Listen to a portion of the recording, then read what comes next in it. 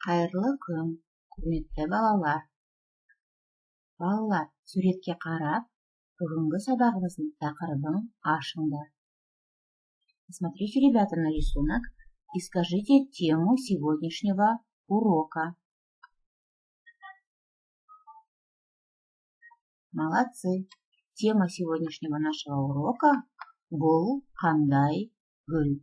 Это какой цветок? Сабақтың мақсаты сурет негізінде өз ойын айтасыңдар және сұрақтарға жауап бересіңдер. Сөздік дәптерлеріңізді ашыңдар, жаңа сөздерді жазамыз. Открываем словарик и записываем новые слова. Қызғалдақ, тюльпан, раушан, роза, бәйшешек, подснежник. Маған, мне, саған, тебе, ұнайды, нравится. Ұнайма, нравится ли? Повторяем за мной. Қызғалдақ, раушан, бәйшешек, маған, саған, ұнайды, ұнайма. Жарайсыңдар, балалар, молодцы. Бұл қандай гүл? Бұл раушан. Бұл қандай гүл? Мынау қызғалдақ. Бұл қандай гүл? Бұл бәйшешек. Дұрыс, балалар.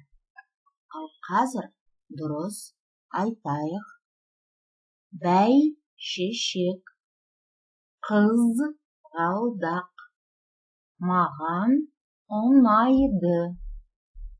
Жарайсыңдар, балалар. Ал қазір мынау мәтінді рөлдеп оқиық. Әлібек, саған қандай гүл ұнайды? Маған раушан гүлі ұнайды. Анель, саған қандай гүл ұнайды?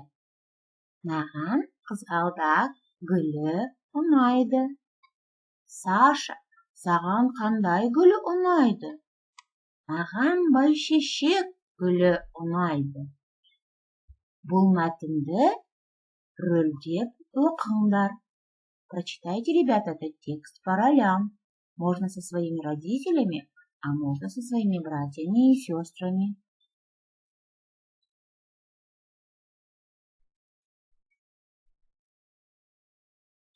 Молодцы. Ал енді осы мәтін бойынша сұрақтарға жауап берейік. А теперь по этому тексту нужно ответить на вопросы. Әлібекке қандай гүл ұнайды?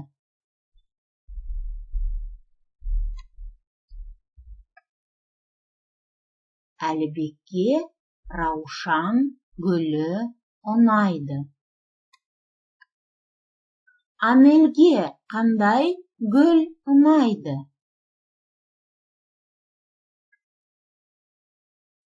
Анельге қызғалдақ гүлі ұнайды. Сашаға қандай гүл ұнайды? Сашаға бәйшешек гүлі ұнайды. Саған қандай гүл ұнайды? А тебе какой цветок нравится? Ответь сам на этот вопрос. Маған гүл ұнайды. Маған раушан гүлі ұнайды. Жарайсыңдар, балалар. Келесі тапсырма ойын ретінде болады. Следующее задание будет в виде игры.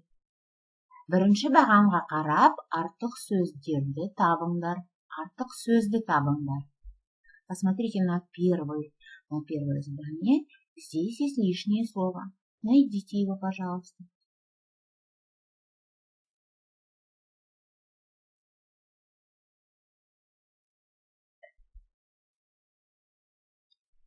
Дұрыс, балалар. Бұл артық сөз қоян сөзі.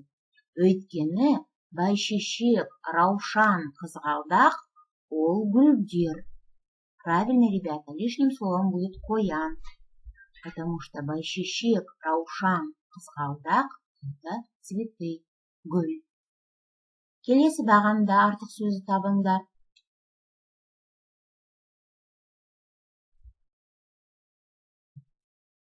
Дұрыс, балалар. Кітап сөзі артық сөз. Өйткені түлкі, аю, кірпі ол аңдар. Потому что түлкі, аю, кірпі это звери, аң. Келесі үшінші бағанда артық сөзді табыңдар. Дұрыс, балалар. Жейде. Өйткені қалам, қарындаш, дәптер ол оқу құралдары. Потому что дәптер, қалам, қарындаш это школьные принадлежности. Молодцы, ребята, умнички. Следующее задание тоже будет в виде игры. Бұл не? Саған не ұнайды? Суретке қарап, жарты сыңарың тауып ал. Ответь на вопросы. Это что? Что тебе нравится? Саған не ұнайды? Найди половинку рисунка и составь два предложения.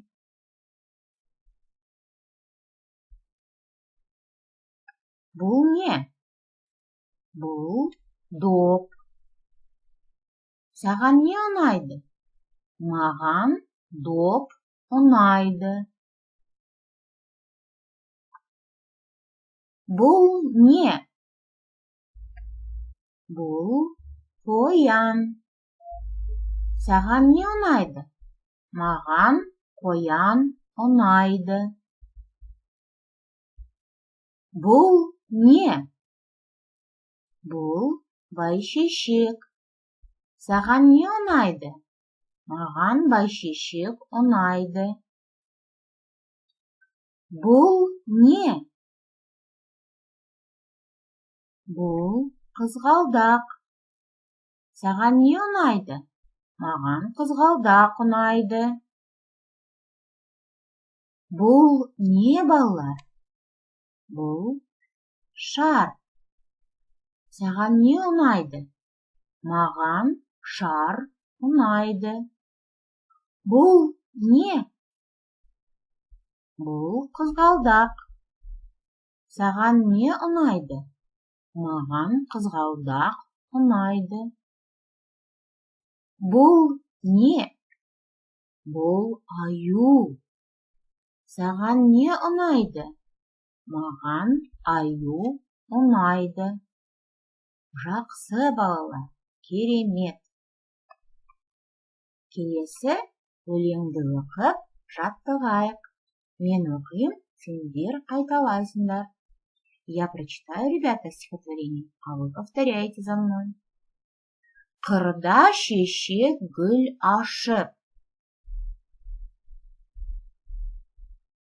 жауқазындар жайқалды.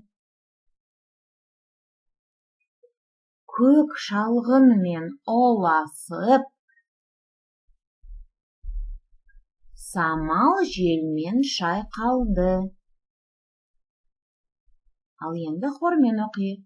А теперь давайте прочитаем хором. Қырда шешек гүл ашып, жауқазындар жайқалды. Көк шалғынмен оласып, самал желмен шайқалды. Жарайсыңдар, балалар. Келесі тапсырма. Суретке қарап, суреттің орнына сөз қойып, сөйлем құрастырайық. Вместо картинок нужно подставить слова и составить предложение.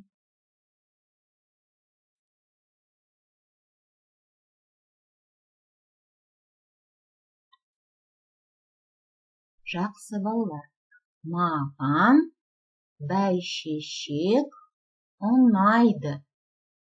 Анелге қызғалдақ ұнайды. Саған раушан ұнай ма? Жарайсыңдар балалар. Ал келесі тапсырма. Дәптерге жазу керек. Дәптерлеріңді ашыңдар. Сәуірдің 13-і деп жазыңдар. Қандай әріптер түсіп қалған? Какие буквы здесь пропущены? Нужно найти и записать, ребята, эти слова в тетради. Сначала запишите число. Сәуірдің 13-і.